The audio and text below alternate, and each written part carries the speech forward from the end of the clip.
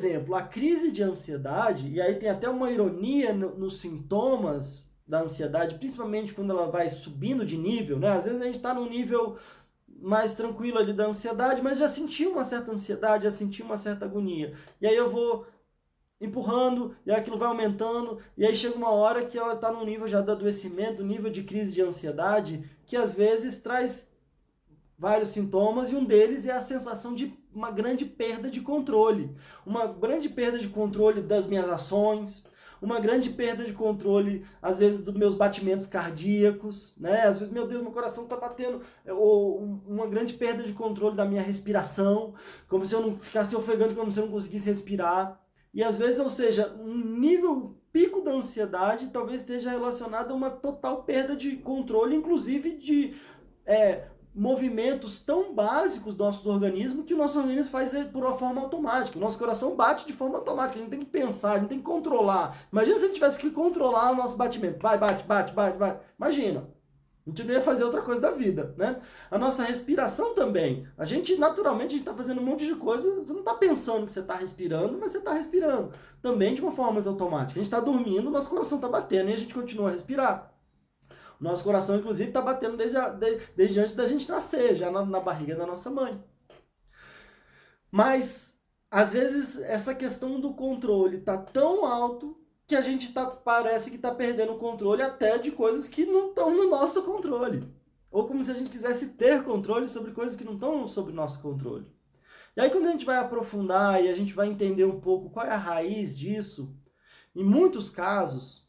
E é claro que, como eu falei, a ideia não é trazer nenhum tipo de julgamento aqui, mas de compreensão, de reflexão. Também não quero, de forma nenhuma, me colocar aqui como um dono da verdade, mas que a gente possa bater um papo aqui e você checar se tem a ver, se faz sentido para você o que eu estou falando e que, de repente, fique no campo das possibilidades, né? Mas, na minha experiência, ao acompanhar muita gente, a gente percebe que, às vezes, essa questão do controle tem a ver com situações difíceis que eu passei ao longo da minha vida, e que, pelo fato de, às vezes, não ter tido controle nenhum, às vezes do que acontecia na minha casa quando eu era criança, às vezes do que aconteceu comigo quando eu era criança, às vezes as coisas que foram acontecendo comigo ao longo da minha vida, às vezes as situações traumáticas, as coisas complicadas, os momentos difíceis e pesados que eu passei, às vezes as perdas, às vezes as grandes dores, às vezes as grandes decepções, às vezes as grandes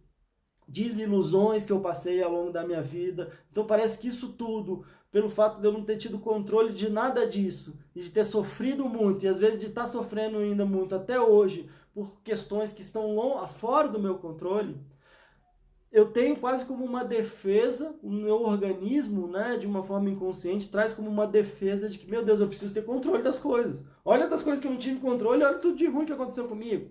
Então agora eu quero controlar tudo.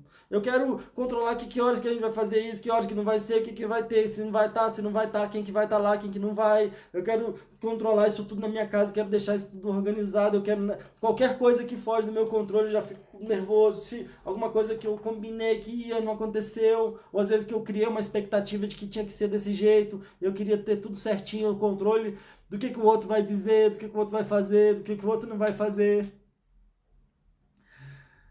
Pessoal se identificando aqui, né? Não sei se vocês estão se identificando com isso que eu estou trazendo, mas...